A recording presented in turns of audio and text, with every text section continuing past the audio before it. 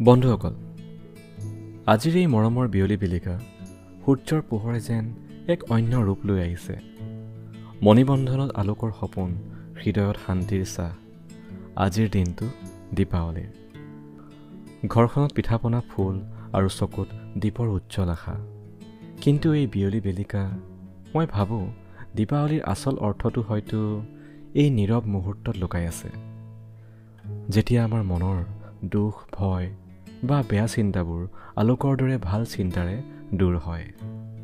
দীপাৱলীৰ এই পবিত্ৰ দিনটোত আলোকৰ দীপে যেন আপোনাৰ জীৱনত নতুন আশা, শান্তি আৰু আনন্দৰ পোহৰ লৈ আহে।